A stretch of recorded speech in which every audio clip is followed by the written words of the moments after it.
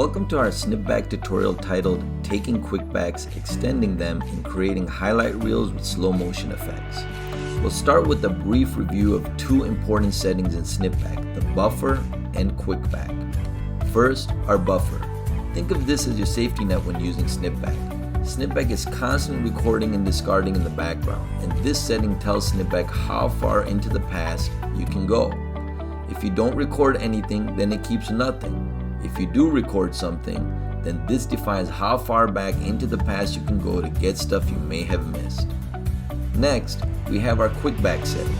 Since this is the focus of our video, we'll go a little bit more in depth here. A QuickBack is a cool single action recording method ideal for capturing hard to predict events. You can take a QuickBack by either tapping our QuickBack button located to the left of the record button, or simply swiping left on the main screen, whatever you find easier. Currently, we have it set to 5 seconds, which means your QuickBack will record 5 seconds into the past from the point at which you do a QuickBack. Again, it's important to note that the point at which you take a QuickBack is at the end of an event, not the beginning. If it's a baseball game, then you take the QuickBack after the hit. If it's a soccer game, then after the person scores the goal. And if it's whale watching, then after the whale flies out of the water and returns back in. Lastly, remember that whatever the length of your QuickBack, you can always extend it after the fact with the help of our SnipBack buffer. So in this case, any QuickBack can be extended up to 1 minute in the past to account for longer than expected events. And don't worry about your buffer video taking up too much space, since it's only temporary. All buffer eventually deletes itself if it's not used for some time. Now that we got that covered, let's proceed with our tutorial. Since this is a softball setting, I think 5 seconds is a little too short, so we'll start by increasing our QuickBack to 9 seconds. So we're at a softball game and our batter is now up. We're hoping for a nice hit. We'll speed up the video here for just a bit to get through all the misses and foul tips.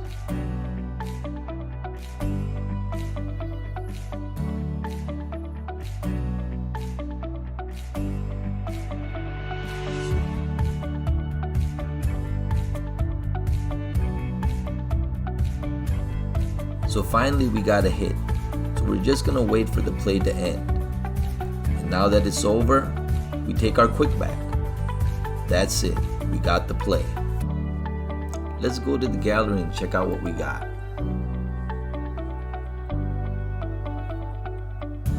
Let's view in landscape to get a better view. And here it is, magic. SnipBack went back in time and captured the play. Remember, with SnipBack, we didn't have to worry about missing the play or recording a bunch of useless video.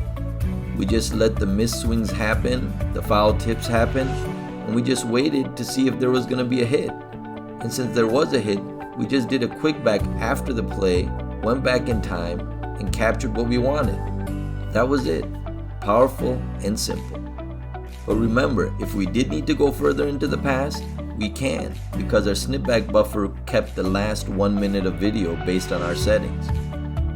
So to demonstrate this, we're going to proceed with the same video.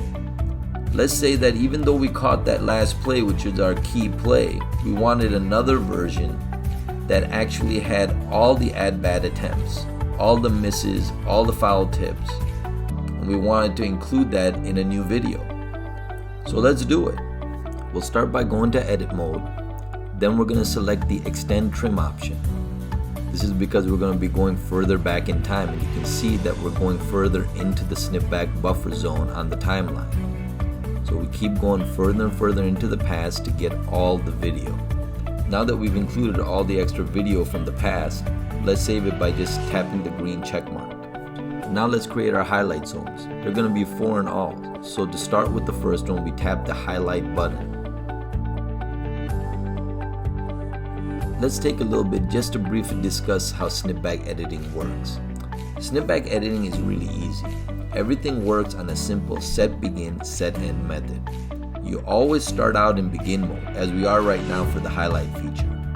In essence, SnipBack is now asking you, where do you want your highlight to start? So you just simply move to that point, the point where you want your highlight to start. Let's do that now.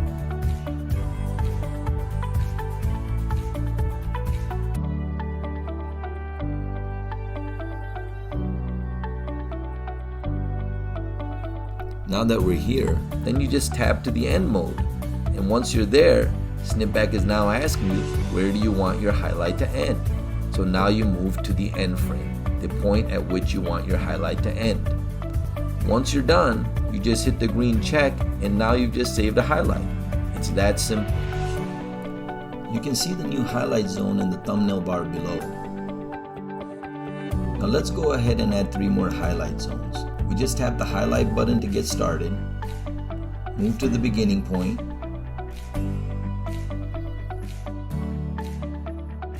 switch to end mode, then move to the end point, and then save. We'll speed up the video here to quickly move through the next 2 highlight zone additions.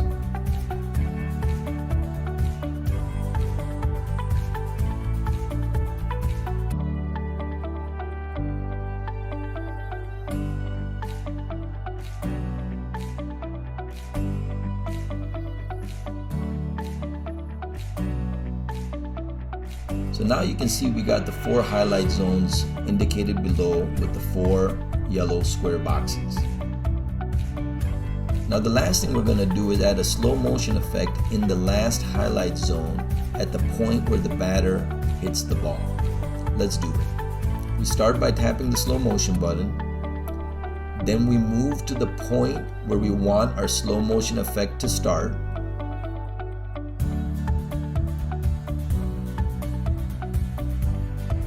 Then we switch to end mode and then move to the point where we want our slow motion to end. And then we save it. That's it. Now let's go ahead and save all our changes. When you save in SnipBack, you basically have 2 options. One is overwrite and one is save as a new version. And both of them are pretty self-explanatory. The only thing I want to point out here is that if you do choose overwrite, you will lose any buffer that you have. So if you want to maintain your buffer, you're better off choosing save as a new version. So let's keep going. Since we don't want to lose our original, let's go ahead and save this one as a new version.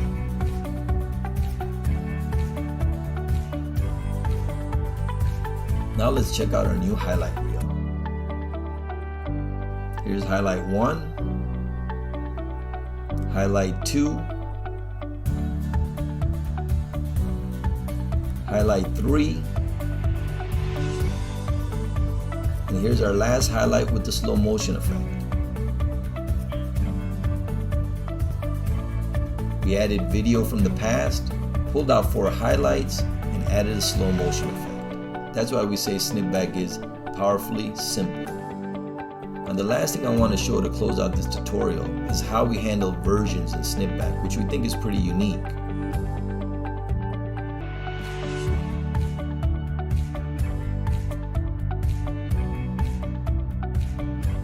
Now check this out. In SnipBack, when you create a version, the versions are attached to the master that they came from, and they remain as such throughout. So here you can see version 1 attached to the master. If you created a version 2, 3, or 4, etc., they would all be to the right of the master file and they would always remain together. We think that's a lot better than searching for all the various versions throughout the gallery without knowing what came from where. So hopefully that's another nice little touch that you'll like about SnipBack.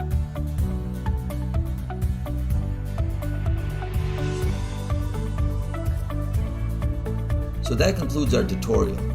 We basically covered QuickBacks, extending videos, doing a highlight reel, adding a slow motion effect, and even a little info on how we handle versions. Hopefully you found this tutorial helpful. If you got any questions, just email us at help@snipback.com. Until next time.